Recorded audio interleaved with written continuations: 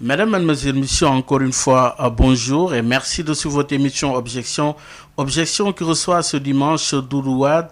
Il est l'ancien président du groupe parlementaire libéral, mais Doudou Wade est aujourd'hui membre du comité directeur du Parti démocratique sénégalais. C'est un plaisir de vous recevoir à l'émission Objection. Merci d'être venu, M. Wade. Je vous remercie, Bayoumar. Je suis très heureux de venir à cette émission Objection. Et je voudrais dire d'abord bonjour à tous les auditeurs de Sud FM Sen Radio. Alors, M. Wade, parlez-nous du Parti démocratique sénégalais dans l'opposition. Oui, est-il difficile de vivre dans l'opposition? Vous avez fait 8 ans d'expérience dans l'opposition, même si on connaît le Parti démocratique sénégalais par le passé. Aujourd'hui, les 8 années dans l'opposition, comment vous êtes en train de le vivre? Est-ce difficile, facile? Quelle expérience dans l'opposition? Je voudrais vous remercier encore, Bayoumar, et profiter de cette occasion pour encore vous présenter toutes mes condoléances pour le défunt président du groupe Communication Sud, à la personne de Babacar Touré. Merci beaucoup. Un éminent journaliste, un grand nationaliste, quelqu'un qui a fait beaucoup de ce pays et qui était très relationnel, qui a eu à mener des combats épiques pour la liberté de presse, pour le droit à l'information, et qui très tôt a su prendre ses responsabilités pour donner dans son temps la parole à l'opposition qui en avait besoin. Que Dieu l'assiste et l'envoie au paradis. Amen. L'opposition, vous dites depuis 8 ans, c'est vrai, c'est difficile d'être dans l'opposition, c'est pas facile. Et quand nous en parlons, c'est parce que nous avons une expérience de parti. Le premier parti d'opposition, je peux dire, dans cette Afrique occidentale après les indépendances, pour avoir créé un parti en 1974, se battre de 1974 à 2000, et pour les libertés démocratiques, pour les libertés publiques, pour les libertés politiques, pour arriver à une alternance en 2000, 0 mort, 0 blessé. Et après 12 ans de pouvoir, nous sommes revenus dans l'opposition depuis 2012. Nous y sommes, nous y travaillons et nous nous sommes lancés dans un objectif de reconquête du pouvoir que nous pensions pouvoir faire en 2019, mais que nous reportons pour les échéances de 2024. C'est dire que nous avons des difficultés effectivement dans l'opposition parce qu'il n'est pas facile d'être dans l'opposition. Je pense que... Mais pourquoi? Parce que les gens, très souvent, surtout ceux qui aspirent à diriger, ceux qui aspirent à contrôler les organes de l'État, ceux qui aspirent très souvent à des postes ministériels, à participer dans un gouvernement, n'ont pas la force réelle, morale, pour rester dans l'opposition. C'est peut-être un passage qu'il faut savoir limiter dans le temps et trouver des failles pour aller rejoindre le pouvoir. Je pense que ça, nous l'avons compris depuis 1974, quand nous disions que le parti ne sera jamais sabordé. Et nous avons pris toutes les dispositions nécessaires pour que notre parti puisse survivre à l'assaut de Senghor, à l'assaut de Diouf, à l'assaut de Baba Garba avec la BNDS, pour pouvoir résister. Dans la première législature, nous avions un groupe parlementaire. En quelques mois, 2 ans maximum, je pense, par la démission, par la cooptation, par la corruption, notre groupe parlementaire s'est disloqué et nous avons perdu plusieurs députés. Ce qui a valu d'ailleurs une réforme constitutionnelle pour non seulement constitutionnaliser l'opposition, mais ensuite sauvegarder les députés issus du suffrage universel. À part de ce moment, il était interdit à tout député de démissionner de son parti, sinon la déchéance était automatique. Oui. Cela veut dire qu'il y a des progrès constitutionnels qui se sont battus sur les difficultés de l'opposition. Et aujourd'hui, nous sommes dans l'opposition, des gens nous ont quittés très tôt. Oui, vous avez connu quand même beaucoup de départs. Oui, nous avons connu des départs dès 2012. Dès 2012, il s'est posé le problème de la nomination de Omar Sarr comme secrétaire général adjoint et coordonnateur, ce qui a fait le parti a commencé à se fissurer avec les Pape Diop, les Mamadou Seck, tous ces autres-là, qui ont eu à former Bokk Gis Gis et qui, pour eux, les législatives devaient être les primaires pour décider de qui Omar Sarr ou eux allaient diriger dans le futur le parti.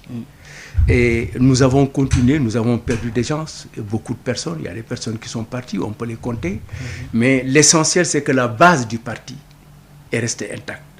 Je pense que vous vous êtes rendu compte de tous ces départs qui n'ont pas pu affaiblir le parti. C'est pour cette raison d'ailleurs, après, il y a eu des recentrages, il y a eu des semis de retour et de retour. Et nous avons aujourd'hui une bonne collaboration avec le Bokk Gis Gis. Nous sommes partis ensemble aux élections législatives. Nous avons eu de bonnes relations avec certaines personnes qui sont revenues et d'autres sont partis. Et le parti fait son bonhomme de chemin, s'inscrit dans sa ligne de conquête du pouvoir par la voie démocratique et à l'Assemblée constitue une opposition très forte. Oui, mais là, vous posez une problématique majeure et non mineure. Je veux parler de la circulation de l'homme politique. Oui, il est difficile aujourd'hui pour les partis politiques de garder les hommes avec qui, justement, ils ont perdu le pouvoir, mais de plus en plus, comme vous l'avez dit, il y a eu des départs.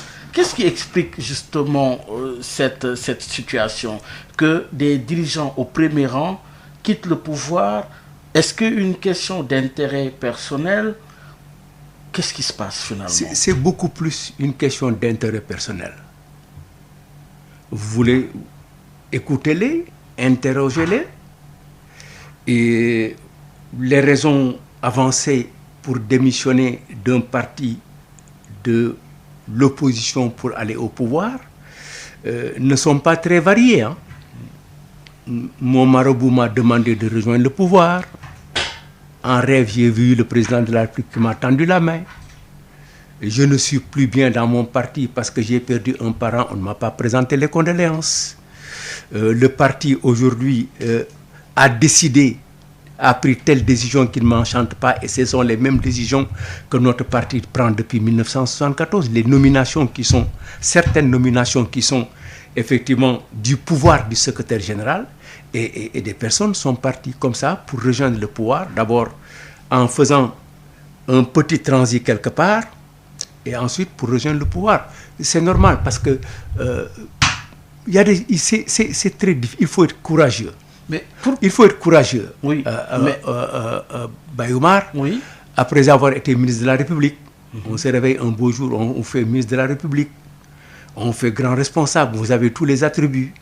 Et tout à coup, vous vous trouvez dans l'opposition, sans la 4x4, sans la Mercedes, sans les garde-corps.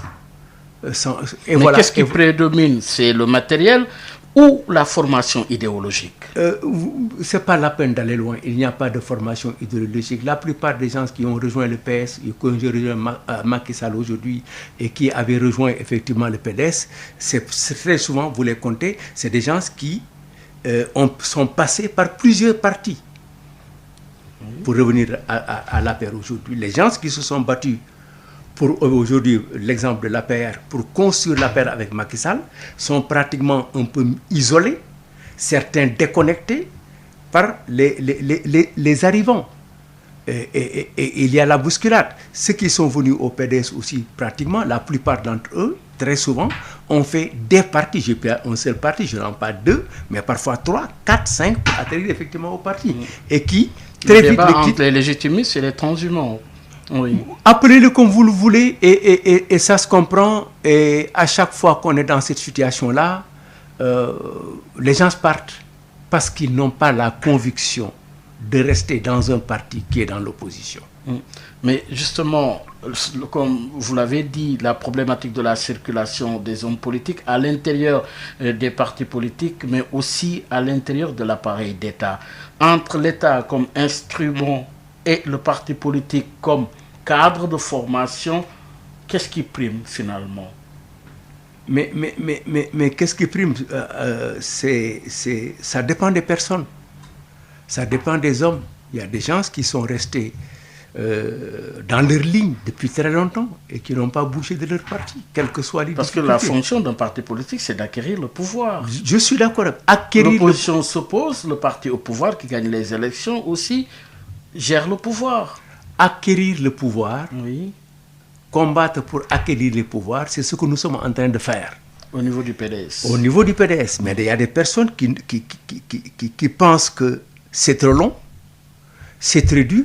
Il y a d'imminentes personnalités de notre parti qui très tôt d'ailleurs, en 2013-2014, avaient dit, dans des rencontres peut-être informelles, qu'ils ne peuvent pas rester pendant longtemps dans l'opposition. Et ils étaient dans le parti, ils étaient à l'Assemblée, et ils occupaient des fonctions importantes à l'Assemblée. Mais qui ne pouvaient pas rester. Il y a certains qui ont voyé, à toute occasion, devaient partir. Parce qu'ils ne pouvaient pas rester dans un parti d'opposition parce que c'était un peu très compliqué. Il y a d'autres qui ont cherché des voies dans un mouvement, ainsi de suite, pour faire un détour. Un raccourci. Un raccourci pour aller rejoindre le parti. Ce n'est pas la peine qu'on s'arrête sur ces questions-là, Bayoumar. Vous les avez vécues. Oui. Il y a des gens qui ont tenu ici des discours, des propos extrêmement graves contre les transhumants et qui ont fini par transhumer. Mais alors, est-ce que c'est moins finalement la position attribuée à Karim Wade que des convictions personnelles? Écoute, des gens sont partis avant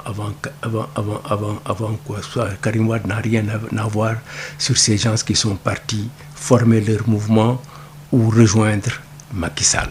Ça n'a rien à voir. Je ne veux pas qu'on puisse mélanger les torchons et les serviettes. Ça n'a rien à voir. Ils ont voulu souvent se rapprocher de Macky Sall, sinon le rejoindre, sinon d'être en attente. Ils sont nombreux. Regardez la convocation de ce qui s'est passé à Ziguinchor le jour, ce qui était autour. C'était le PDS. Et comment avez-vous vécu ça? Comment avez-vous compris cette situation? Froidement, c'est un peu difficile, mais sortir aussi dans la rue la tête haute. Garder les mêmes convictions devant les gens. Les Sénégalais ont horreur des traîtres. Vous les qualifiez de traîtres? Non, je ne les qualifie pas. Je dis les Sénégalais ont horreur des traîtres. Je ne les ai pas qualifiés de traîtres. Donc, par conséquent, je sors la tête haute.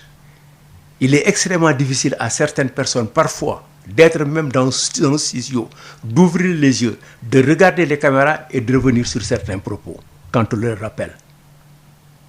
Il est extrêmement difficile pour certaines personnes de réécouter certaines bandes, de regarder certaines vidéos pour pouvoir se regarder en eux-mêmes avec eux dans la glace. C'est extrêmement compliqué. Où se situe la solution par rapport à cet état de fait? Faudrait-il aller jusqu'à revoir la formation à l'intérieur des partis politiques? C'est des convictions personnelles. Il y a effectivement la formation politique. Il y a ce que les partis politiques doivent assurer la formation de leurs militants dans ces orientations stratégiques, dans ces orientations politiques, dans ces doctrines, pour pouvoir les confiner à ça. Mais c'est dans la nature de l'homme.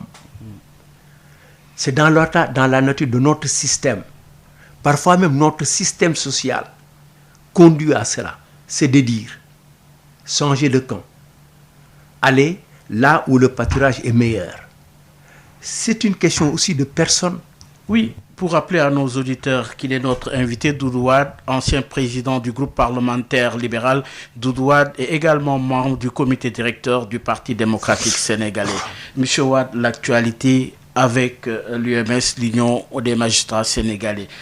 Oui, comment comprenez-vous, avec le recul, ce qui se passe à l'intérieur de la justice entre la chancellerie et l'UMS? Bayoumar, ce n'est pas un problème de chancellerie UMS. C'est un problème global de bonne gouvernance et ici, de la gouvernance de la justice. Cette affaire Télico-UMS est la dernière affaire et d'autres suivront. Ah oui? Oui, Bayoumar. Avec un peu de recul, regardez ce qui se passe depuis 2012 au niveau du ministère de la Justice. On arrive même à se poser la question, est-ce qu'il n'y a pas un problème de coaching au niveau de la chancellerie depuis 2012? Ah oui? Oui. Pourquoi dites-vous ça? 2012, Madame le ministre de la Justice, Mimi Touré, nous vend la CREI, l'enrichissement illicite, la poursuite de personnes choisies, 25 personnes. J'ai été effectivement convoqué au niveau de ces services. Parmi les 25? Oui. Et on me demandait en 2012 une BMW que j'ai offerte à mon père qui est décédé en 1995. Ah oui? Oui, oui. Oui. On m'attribuait dans mon compte 200 et quelques millions de francs. Ce qui était faux. Où est-ce que je prenais de l'argent alors que les présidents, ceux qui étaient là, ont été là, le président de l'Assemblée était là, j'avais un salaire, je venais du privé, je gagnais de l'argent. Eh bien, au finish, qu'est-ce que nous avons eu? Une condamnation de Karim Wade et l'abandon de toutes les poursuites. Dont la vôtre? Oui, toutes les poursuites. Aucune poursuite jusqu'à présent. Et il n'y en aura plus. On nous propose maintenant la modification ou la réforme de la CREI. On déporte Karim Wade. Et on nous dit qu'il y a de l'argent qui a été collecté. Le ministre des Finances nous dit non, je n'ai collecté, je n'ai aucune recette provenant de la CREI. Alors que le ministre de la Justice premier disait qu'effectivement, on avait reçu des recettes extraordinaires provenant de la CREI. Bayoumar, c'est une catastrophe dans cette période. Qu'il y en a qui avaient remboursé. Mais oui, rien n'a été remboursé. Jusqu'à présent, vous n'avez un franc. D'ailleurs, dans une des émissions, un de nos cadres, Tafsir Choy, disait au ministre de la Justice, sortez-moi un franc provenant de la CREI, je démissionne de mon parti, je ne ferai plus de la politique. Réponse? Tu sais c'était quel ministre? Sidiki Kaba. Qui a été aussi ministre de la Justice. Ouais, qui remplace qui remplace maintenant Mimi Touré? C'est Sidiki Kaba, l'avocat de Bourgi. Oui, dans l'affaire de la CREI, oui. Dans l'affaire de la CREI. Oui. Qui condamne la CREI. Qui, parmi ses premières dépositions, attaque la CREI. Et qui devient aujourd'hui le porte-voix de la CREI. Quel est le problème? Mais c'est parce qu'on ne peut pas être jugé à partie. Il a été avocat de Bourgi. Il s'est déclaré. Il a eu à se prononcer sur ces questions. Et défavorablement à l'État du Sénégal, on l'amène, on en fait le garde des Sceaux pour lui faire prendre des dispositions contraires à ses premières dispositions. Ça pose problème. Catastrophe. Nous arrivons avec un troisième ministre de la Justice, Ismaël Madior, qui vient pour nous proposer une révision de la Constitution et un rapport de la commission chargée de la réforme des institutions. Déposé chez lui, il dit le président n'a pas besoin de ça, il ne change pas de constitution, il change la constitution après avoir dépensé autant d'argent. Qui accepte d'être un grand couturier et qui coud seulement pour le président de la République et sa dame. Qu'est-ce qu'il nous emmène? Pourquoi sa dame? Oui, mais il a dit, un couturier, en principe, il coud pour un couple.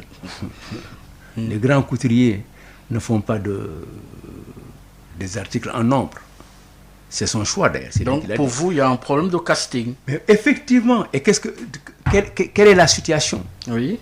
On finit par le dégager après toutes les complications qu'il y a eu dans notre réforme constitutionnelle, dans la révision, la situation de cet avis, décision, les situations au niveau de la magistrature, les situations au niveau de l'Assemblée et les complications qu'il y a eu sur l'affaire Karim Wade et sur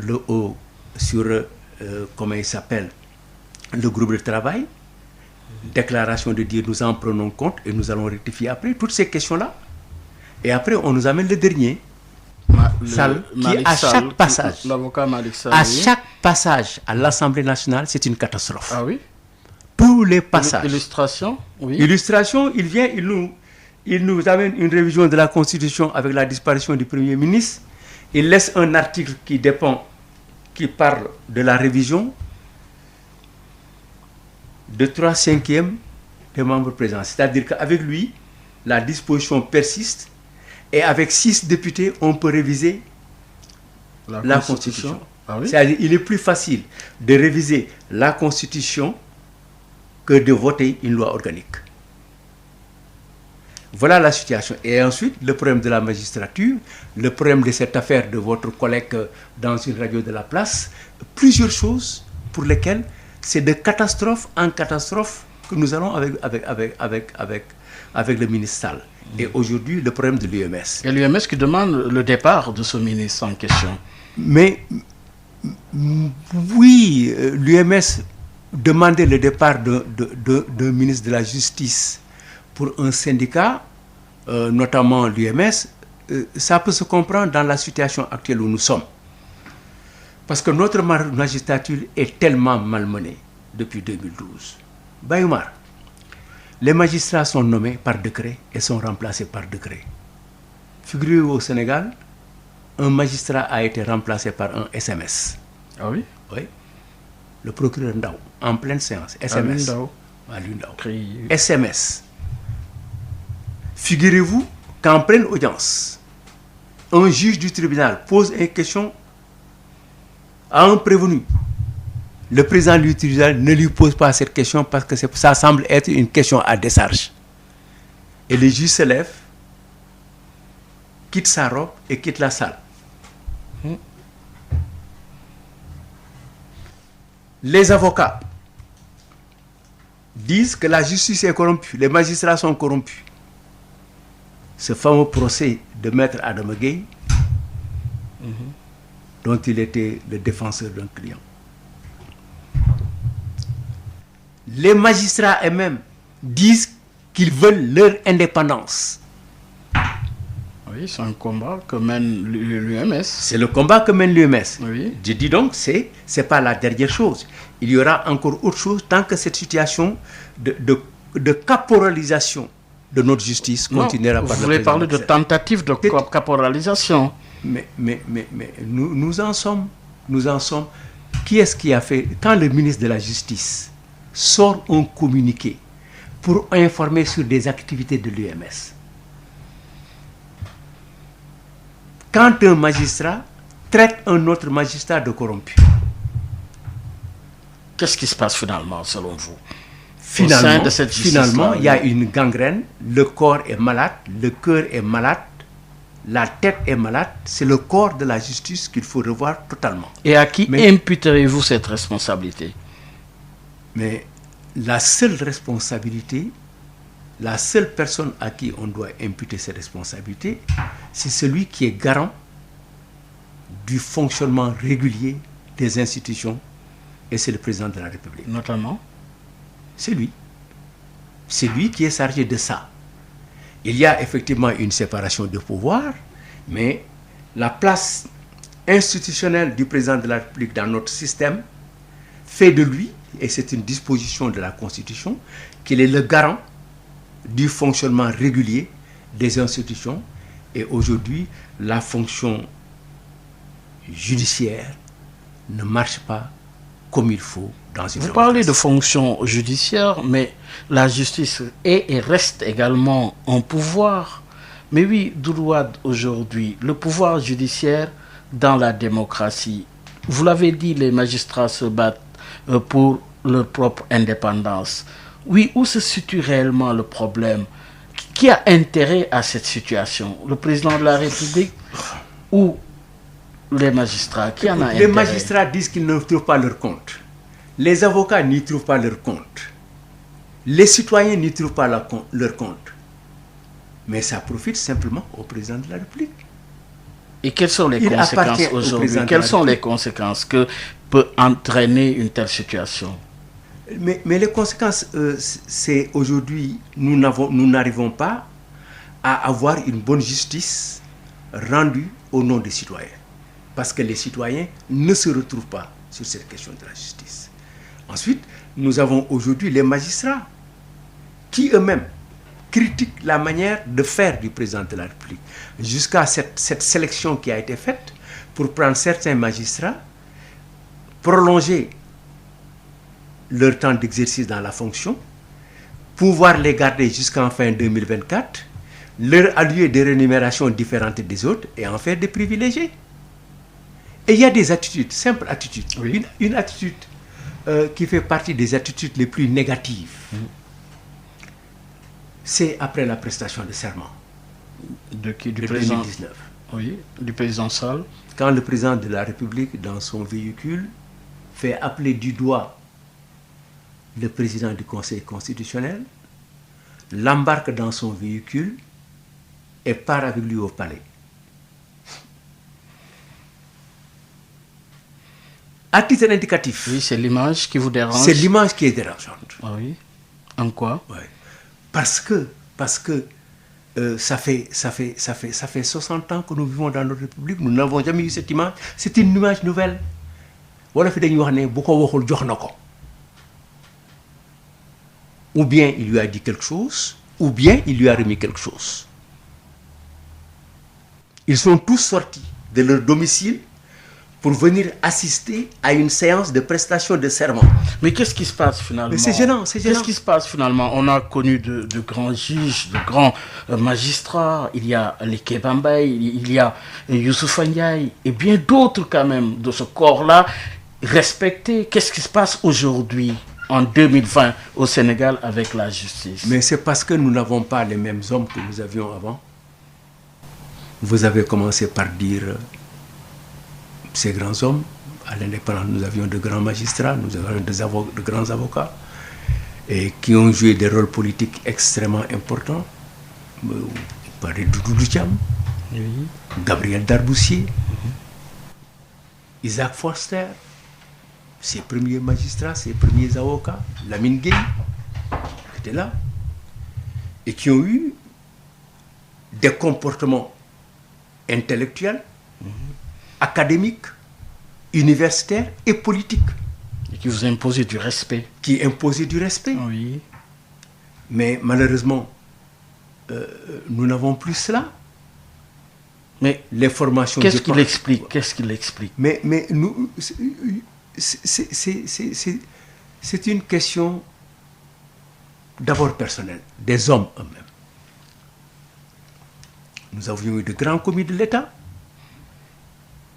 qui ont eu à gérer des sommes et des budgets importants. Prenez le cas du vieux René Ndiaye, avec André Pétavin, qui ont vécu normalement dans de bonnes situations et de bonnes relations avec les corps politiques, les corps administratifs et les corps techniques.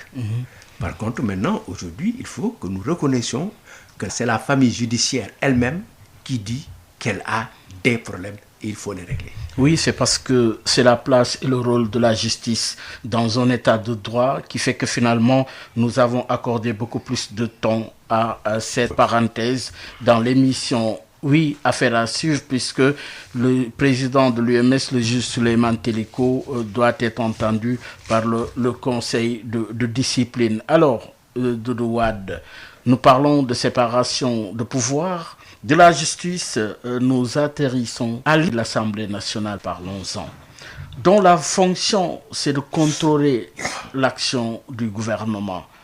De ce point de vue, qu'est-ce que cela vous inspire, cette Assemblée nationale aujourd'hui, autour des questions assez problématiques? Je veux parler, oui, de la gestion des inondations, le rôle de l'Assemblée nationale par rapport à des dossiers aussi précis. Bayoumar, tout à l'heure, nous avons parlé de la gouvernance. Tout est problème de gouvernance et on peut parler sur l'affaire Télico de la gouvernance judiciaire. Oui. et des cas que nous avons vécus. Le cas Karim Wade, le cas Khalifa Sall, la traque des biens mal acquis, ces mauvaises révisions de la Constitution, ces dispositions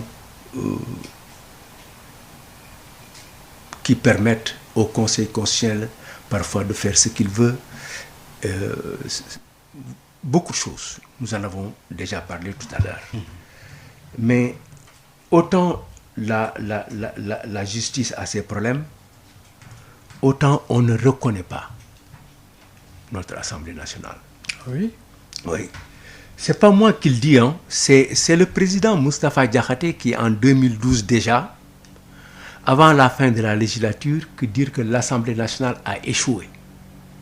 Le président de la majorité. Et plus tard, nous apprenons que dans la première année de la législature de 2012, il avait déjà manifesté auprès de son leader politique de quitter l'Assemblée. Ceux qui étaient avec lui, je prends à témoin le président Modou Diagne Fada, les Aïda Mbodj, tous qui ont été avec eux, El Hadji Diouf, les non-inscrits, tous ont dit que la 12e législature a été une mauvaise législature. Mais sous l'action de contrôle du gouvernement. J'y viens. Et pourtant, en un certain moment, elle a pris des positions pour réformer les règlements intérieurs, pour augmenter le nombre de séances dévolues au contrôle du gouvernement. L'Assemblée n'avait pas fait de contrôle. Et El Hadji Diouf disait dans une émission hier que pendant de 2012 à 2017, aucun ministre, aucun membre du gouvernement ne s'est présenté. Aucun ministre ne s'est présenté à l'Assemblée dans le cadre des questions d'oral et des questions d'actualité. Tu sais, Bayoumar, que le gouvernement a une obligation de se présenter une fois par semaine pour des questions orales. Ça fait 4 fois dans le mois. 2 fois par mois pour des questions d'actualité, ça fait 6. À l'époque du Premier ministre, une fois pour le Premier, ça fait 7 fois. 7 fois. Ça fait 46 fois dans l'année. Si je sors les vacances parlementaires, il est arrivé que l'Assemblée n'a pas eu à organiser une seule séance de questions orales à un ministre. Ça, c'est la première chose. C'est-à-dire qu'en 10 ans, en 8 ans, 340 et quelques séances ont été perdues. Donc, pas de contrôle. Le contrôle interne au niveau de l'Assemblée nationale. Depuis Thierno Bokoum, demandant au président Moustapha Niasse de lui transmettre les documents comptables pour vérifier les comptes de de l'Assemblée, plus jamais de demande de contrôle. Et aujourd'hui donc, l'action du gouvernement ne peut pas être contrôlée et n'est pas contrôlée. Alors, et pourtant, plusieurs députés ont eu même du pouvoir à projeter, à organiser des enquêtes parlementaires ou des missions spécifiques. Le groupe parlementaire Liberté et Démocratie a déposé une demi-douzaine de commissions d'enquête parlementaire sur Mittal, sur Petrotim, sur les fonds alloués au président de l'Assemblée nationale, sur beaucoup de questions. Mais c'est le président de l'Assemblée qui ne veut pas que ce contrôle se fasse. Et la dernière, c'est le 15 septembre.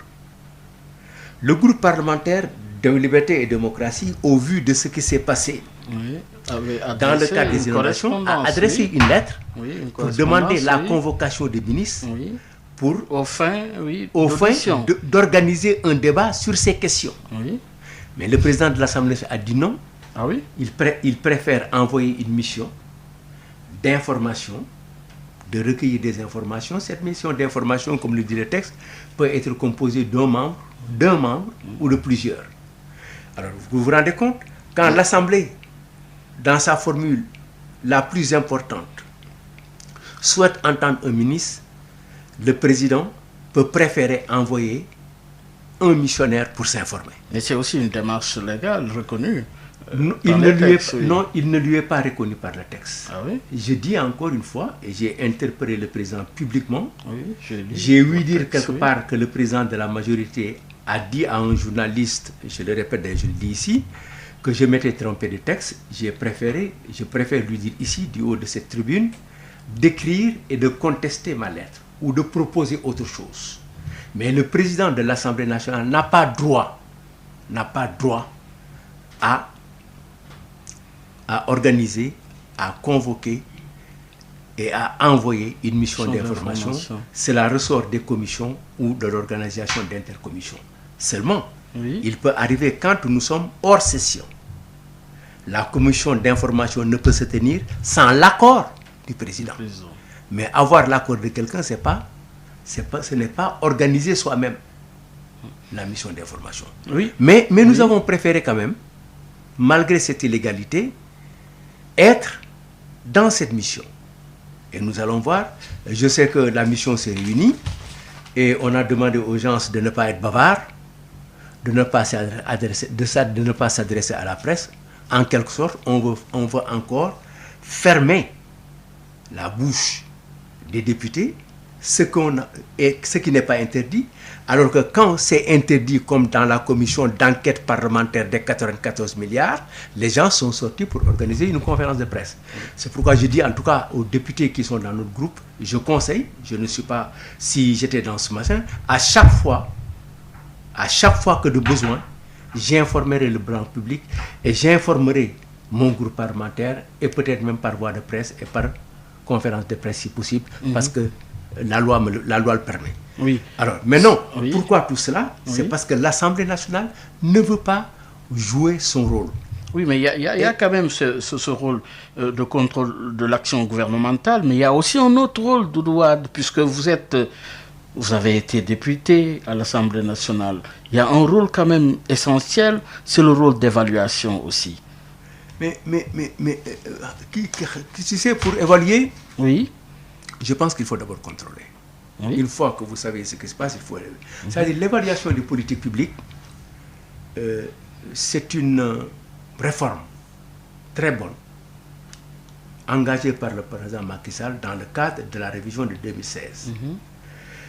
Ça a été un souhait avec la 11e législature et nous en avons discuté très longuement et nous devons aboutir à ça. Le président Macky Sall a abouti à ça, c'est une excellente chose. Mais depuis 2016, 2017, 2018, 2019, 2020, 4 fois 365 jours, il n'y a pas eu une seule séance ou une seule réunion sur l'évaluation des politiques publiques. Ça n'a pas été acté? Du tout. Aucune procédure ne s'est dessinée, sauf il y a une petite modification qui a été apportée dans le cadre de la réforme de la réorganisation des commissions, et au niveau de la commission des finances, il a créé une commission sur ça. Mais jusqu'à pas de travail effectif sur l'évaluation des politiques publiques. Alors, cela veut dire quoi? L'Assemblée a abandonné toutes ses missions régaliennes pour se conformer à une seule chose. Laquelle? Applaudir le président de la République. Redevabilité. Oui, par rapport justement à ce que souhaiteraient certaines organisations que Mansour Faye soit entendu. Vous en pensez quoi? Mais nous n'avons rien à penser. Nous avions demandé avant ces organisations que lui-même vienne à l'Assemblée pour répondre aux interrogations du député et installer le débat. Le débat, c'est celui qui a été fait sur les inondations, comme celui que nous avons organisé sur les délestages de la Sénélec, comme celui que nous avons organisé sur le plan Orsec avec le ministre de l'Intérieur, Bekay Diop. Ce sont ces instruments. Oui, mais parce qu'à l'époque, quand même, il y avait une audition. À l'époque, il y avait 3 ministères. D'accord, il y avait mais aujourd'hui, Omar Sarr qui gérait les inondations. Il y avait Samuel Sarr qui gérait l'électricité. Et il y avait aussi un 3e ministre, Bekay Diop, et qui ont été auditionnés à l'époque par l'Assemblée nationale. Mais c'est ce que le président de l'Assemblée nationale refuse. Mais vous, à l'époque, vous étiez au cœur quand même de ces auditions. Nous avions été au cœur de notre parce que c'était notre mission. Qu'avez-vous fait à l'époque? Très rapidement. Très rapidement, qu'est-ce que nous avons fait? Oui. Nous avons vu que les messages étaient très compliqués. Nous les avons sentis chez nous, dans la population. Vous avez agi en tant que député, nous avons agi en tant que représentant du peuple. Et nous avons demandé, le groupe majoritaire a demandé à ceux qui sont intéressés techniquement, c'est El Hadji Diouf. El Hadji Diouf qui était chargé d'une commission. Et c'est dans mon bureau, il l'a répété encore hier, dans mon bureau qu'il a écrit que la lettre, la demande, la résolution qui devait effectivement amener ces ministres à venir à l'Assemblée a été écrite par El Hadji Diouf, et nous les avons convoqués. Et ça a été extrêmement difficile et très compliqué, parfois dans nos propres relations avec les partis. Parce qu'il y a certains ministres qui croyaient que le président de l'Assemblée nationale lui en voulait, alors que le président de l'Assemblée nationale n'en était pour loin. C'était le cas de Samuel Sarr. Rien du tout. C'était difficile, oui. Et c'était un peu très compliqué. Omar Sarr était dans une situation très très compliquée avec le décès de sa mère. Mais les charges ministérielles, les charges étatiques, sa responsabilité politique au niveau de l'État, l'imposaient à ce qu'il vienne à l'Assemblée pour défendre son dossier.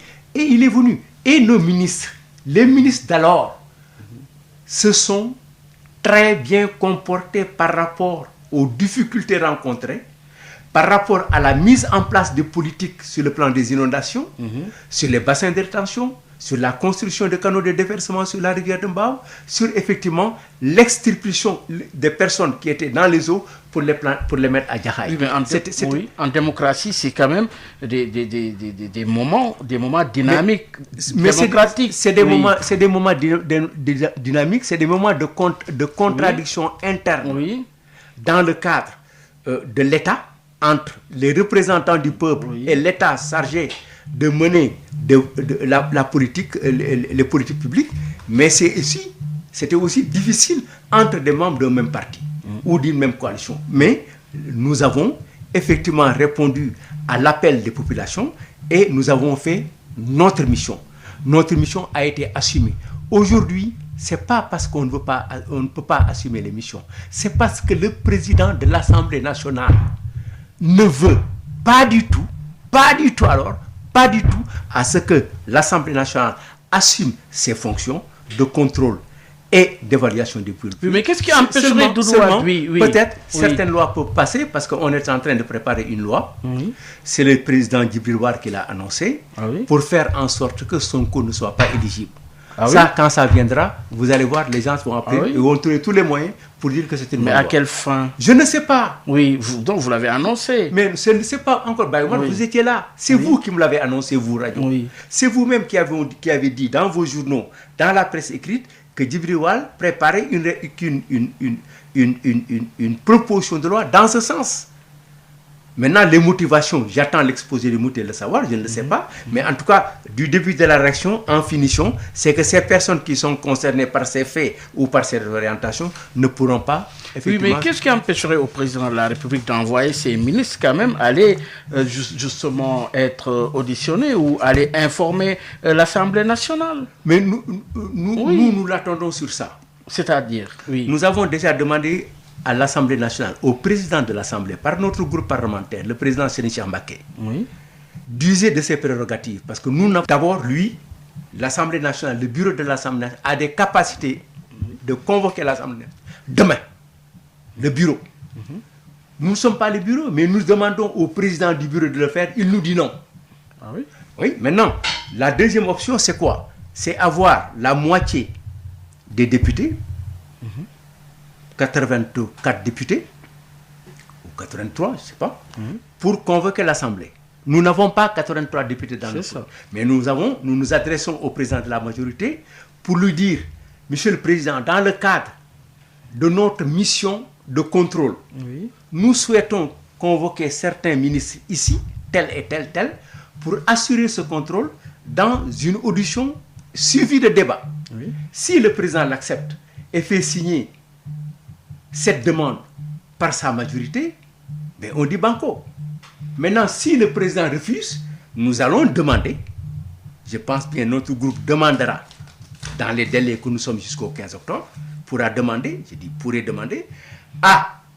au président de la République, Monsieur le Président, compte tenu d'ailleurs que vous aviez dit l'autre jour que vous êtes prêt à relever le défi et à débattre vous-même avec la classe politique sur ce que qui le souhaiterait. sur les inondations. Nous vous demandons tout de suite d'abord de convoquer une session extraordinaire ou bien d'envoyer vos ministres à l'Assemblée pour venir défendre ces dossiers. Et sur le débat et sur le débat, nous avons répondu très tôt.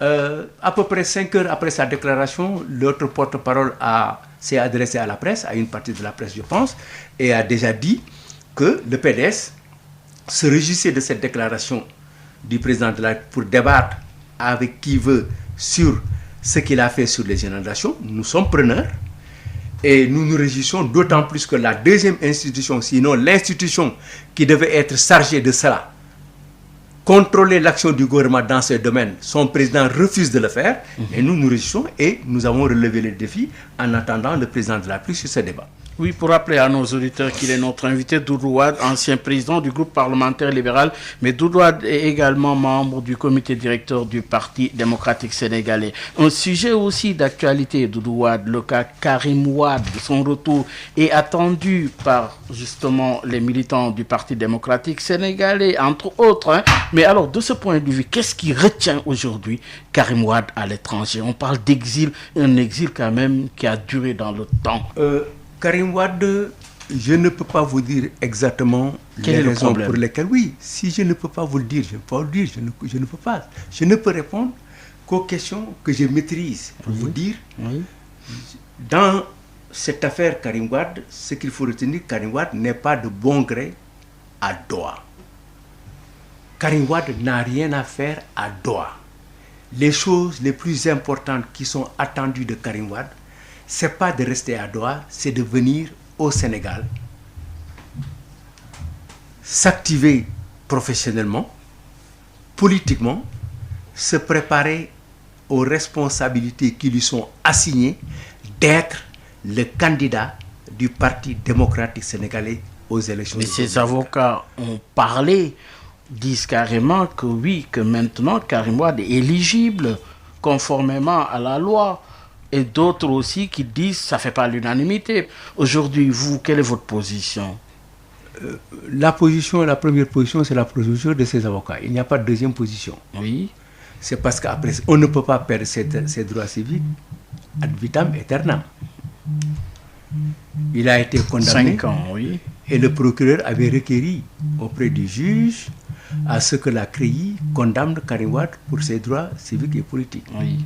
Ce que le président n'a pas accepté et il n'a pas été condamné par la CREI. C'est au niveau du code électoral que ça se pose. Vous savez, le code électoral, Karim Wade avait des possibilités, avait le droit d'être candidat à l'élection présidentielle. Mais les dispositions de l'article ont été changées par un mot pour le rendre inéligible. Ah oui? Oui, oui. On a dit les candidats électeurs. Les candidats électeurs, c'est ce qu'on a dit. C'était les candidats à l'élection présidentielle. On dit candidat électeur. Et on lui refuse la carte d'électeur. Vous voyez comme c'est facile? Tout ça par le canal de tailleurs. Et ainsi, Karim Wade n'a pas pu se présenter parce qu'il manquait dans son dossier, dit-on, la carte d'électeur. Il ne pouvait pas avoir carte d'électeur et quand on n'a pas la carte d'électeur, on ne pouvait pas être candidat. C'est de 1960 jusqu'en 2009, cette disposition n'était pas dans notre code électoral. Donc c'est une nouveauté. Maintenant, Karim Wade va venir parce que tout ce qui se fait aujourd'hui chez nous, tout ce qui se fait, tout ce qui se pense, c'est vers les élections de 2024 et que Karim Wade soit là le plus tôt possible pour pouvoir effectivement travailler dans cette direction qui est la reconquête du pouvoir. Oui, donc pour vous, l'objectif c'est 2024. Oui. Mais il y a aussi les élections locales entre-temps. Oui, il y a les élections locales. Nous nous sommes préparés pour les élections locales depuis tôt. Les gens oublient que déjà en 2019, oui, une circulaire du secrétariat national signée a été distribuée à tous les militants et à toutes nos instances politiques pour préparer les élections locales, c'était en 2019. Cette circulaire demeure. Et nous avions dit dans cette circulaire qu'il faut se préparer pour ça et d'adapter nos positions en fonction de l'équalité. Mais quel que soit X, le parti partait sous sa bannière avec ses signes et que nous acceptons en fonction des contingences, en fonction des lieux, de s'allier avec des organisations pour aller au local. Oui, pour les locales aussi constituent un enjeu important pour le PDS.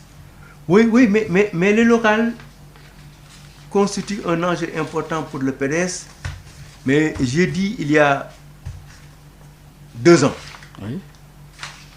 2019, 2018, fin 2018, devant le chargé des élections au niveau du ministère de l'Intérieur, que l'État du Sénégal n'était pas prêt à organiser les élections en 2019. Je l'ai dit en 2019 qu'on n'était pas prêt pour organiser les élections en 2021. Et aujourd'hui, nous ne sommes pas dans des dispositions pratiques d'organiser les élections en 2021. Ah oui? Le souci de Macky Sall et de son régime, c'est d'essayer au maximum possible de déplacer toutes les élections pour 2024. Ah oui, couplé? Triplé. Ah oui? Local, législative et présidentielle. À quelle fin? À quelle fin? Conserver le pouvoir. Ah oui? Et cela nous amène à parler du troisième mandat. Pour vous, oui, la question du troisième mandat par rapport au Sénégal, est-ce légitime aujourd'hui de parler de troisième mandat? Est-ce que c'est légitime de parler de troisième mandat au Sénégal? Je pense que pour le cas du troisième mandat au Sénégal, ce n'est pas une question de légitimité. C'est quoi? Ça ne peut être une question juridique. C'est une question d'honneur et de morale. L'analyser sous un autre angle, c'est se tromper lourdement. Et cette question fait débat en Afrique de l'Ouest, notamment en Guinée et en Côte d'Ivoire. Que cela fait en Côte d'Ivoire et en Guinée, c'est d'autres dispositions constitutionnelles, c'est autre chose. Je ne discute pas sur cette question. Je sais que le Sénégal, l'Afrique a un problème que nous avons perçu, ça fait très longtemps. Limitation du mandat? Non. La conquête du pouvoir et la perte du pouvoir. Ah oui? C'est comment accéder au pouvoir et comment accepter de perdre le pouvoir. Ou la fin du pouvoir. L'après-pouvoir, c'est autre chose. C'est-à-dire de savoir être dans des élections, être au pouvoir, gagner par des élections, gouverner, organiser des élections, partir quand on perd et rester quand on gagne. Et ne pas prolonger les mandats. C'est ça, c'est une question fondamentale aujourd'hui chez nous, principalement en Afrique de l'Ouest. Pourquoi c'est devenu si problématique? Pourquoi? Ici, le problème ne se pose pas. Oui. Le problème pour le président de la République, c'est un problème d'honneur, de morale et de moralité. Sous tous les cieux, le président de la République s'est déclaré sur cette question. Dernièrement, il l'a rappelé. Ñaari rakk la bu jëkk bi juróom ñaari kabar ñaareel bi juróomi kabar da ngay sëlmal boo sëlmalul ñu sëlmal moo wax ne boo sëlmalul yow imam ñun dañ lay jaarale ci parentère bi. Donc la question, ce n'est plus une question de droit constitutionnel, faire discuter les Ismaïla Madior, tout ça là, non. La question président wax na lii lii la wax lii la wax lii la wax na ko tant de fois léegi ci loolu lañ koy xaar. Il est attendu, le chef de l'État, sur cette question? Lui seul est attendu sur cette question. Lui seul. Vous pensez qu'il respectera sa parole ou pas? Ah, je ne peux pas dire qu'il ne la respectera pas. Je ne peux pas dire qu'il la respectera. Parce que passe à travers ma tête la diminution du mandat de 5 à 7 ans. Ah oui? Ouais. Ça me reste incrusté dans ma tête. Pourquoi? Parce que j'ai entendu le président de la République solennellement, à plusieurs endroits, dans les 4 points cardinaux, le dire et s'arranger avec son ministre de la Justice constitutionnaliste pour faire une déviation et nous présenter un référendum avec plusieurs points sur les droits nouveaux que nous n'avons pas encore épuisés, sur l'avis du Conseil constitutionnel à demander par le président, sur la modernisation des partis politiques, sur l'évaluation des politiques publiques, et ensuite zéro jusqu'à présent. Oui, 2016, il y avait aussi le débat sur le chef de l'opposition également. Oui, mais nous ne sommes pas intéressés par ce débat. Oui. Parce que nous pensons que le chef de l'opposition, d'abord, il y a eu une escroquerie constitutionnelle. Ah oui. Oui. La modification intervenue dans la Constitution, le président de la République et Ismaël Madior ont modifié la disposition pour extraire une disposition extrêmement intéressante qui faisait que l'opposition ne pouvait provenir que de l'opposition parlementaire. Parce qu'il a été dit dans cette disposition, l'opposition parlementaire est celle qui est représentée à l'Assemblée nationale par ses députés. Par conséquent, la Constitution ne parlait pas d'opposition présidentielle ni d'opposition territoriale, c'est-à-dire provenant de l'élection présidentielle ni de les collectivités territoriales, mais parlait de l'opposition parlementaire. Ensuite, la meilleure explication, c'est avant l'adoption de la Constitution, à la sortie d'une audience, Ousmane Tanor Dieng a dit c'est une avancée démocratique que le président est en train de mettre dans la Constitution, et si cette disposition rentre dans la Constitution, je serai le chef de l'opposition parce que je suis majoritaire à l'Assemblée. Effectivement, en cette période-là, il était majoritaire à l'Assemblée parce qu'il avait une centaine de députés. Et en 2002, quand est intervenue la nouvelle législature, la 11e, le problème c'était qui de Moustapha Niasse, ayant le plus grand nombre de députés, ou de Ousmane Tanor Dieng, ayant le plus grand nombre de suffrages à l'élection législative, devait être chef d'opposition. Mais jamais Moustapha Niasse n'a dit, ou Ousmane Tanor Dieng n'a dit, que Abdou Diouf est parti. Par conséquent, nous étions deuxième à l'élection présidentielle, c'est nous qui devons être chef de l'opposition. Non, son raisonnement c'était, en 2000, j'avais le plus grand nombre de députés, et en 2002, j'avais le plus grand nombre de suffrages après le parti au pouvoir. Alors, Doudou Wade, c'est, oui, le mot de la fin. Avec Alors, pourquoi il y a des calculs au niveau de la commission politique et au niveau de l'opposition depuis assez longtemps sur cette question de chef de l'opposition. Ah oui. Parce que d'abord, il y est prévu de l'argent. Ah oui. Oui. Ça a été dit, la presse en a parlé, mais j'ai entendu le président Abdou Mbow dans une émission chez un de vos confrères. Il disait que normalement le chef de l'opposition devait venir de l'élection présidentielle et il devait avoir un certain nombre de privilèges. Il a même employé le mot de fort en budget. Ça confirme que dans le deal entretenu par certains membres de l'opposition... Ah oui. Oui. Vous parlez de deal. Oui. On y reviendra. Il travaille sur un statut du chef de l'opposition, alors que le chef de l'opposition ne doit pas avoir de statut.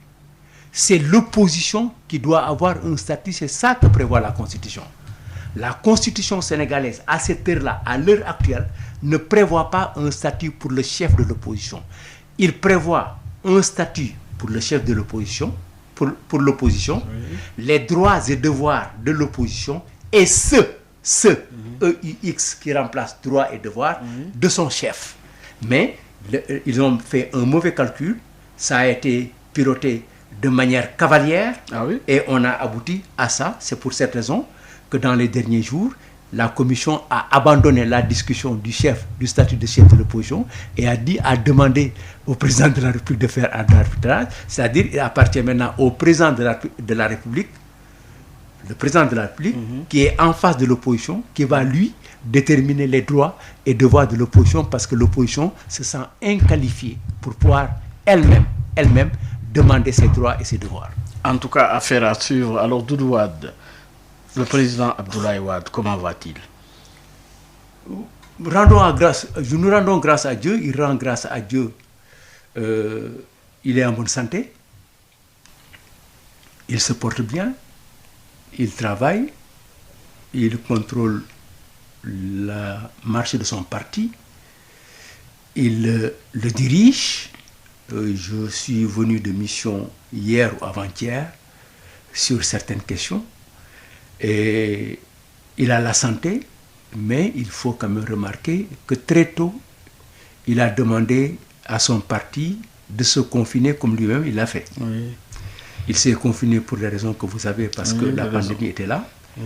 Très tôt, avant que même le premier cas arrive au Sénégal, il a demandé à ses militants de faire beaucoup attention sur les déplacements internes et les déplacements sur l'international, et avait demandé de suspendre les activités pour le Covid-19. Et maintenant, il a assoupli la décision et nous avons commencé à travailler dès le mardi. Ok, où en est-il avec ses mémoires? J'avoue que je ne peux pas répondre à cette question, parce que je ne sais pas. Doudouad, le mot de la fin, que vaut la parole en politique? Elle a son pesant d'or. Pour ceux qui sachent que vaut la parole. Vous savez, quand vous confondez une pierre de diamant à un caillou de béton, si vous le perdez, vous ne l'aurez plus. Mais quand vous savez que la parole est une richesse fondamentale, que la parole est un signe de reconnaissance, de désignation, que la parole est sacrée. D'aucuns disent Dieu a parlé avant d'écrire. Alors il est important que vous pouvez faire le grand maximum possible pour sauvegarder la parole donnée. Et à ce niveau, il se pose un problème de la parole chez nous. Je dis nous, N-O-U-S, avec grand majuscule et en gras, hommes politiques. Alors, c'est un devoir pour chacun d'entre nous d'essayer de faire le maximum pour se mettre au diapason des Sénégalais qui, comme je le disais aujourd'hui, ont horreur de ceux qui se dédisent gratuitement et qui n'ont aucun respect à la parole donnée. Doudouad, merci. Que Dieu nous en préserve. Doudouad, merci. C'est moi. Mesdames et messieurs, c'en est tout. Merci de nous avoir suivis. Excellente suite de programme sur la 98.5 et à dimanche prochain. Merci, Monsieur le Président. C'est moi, Bayomar.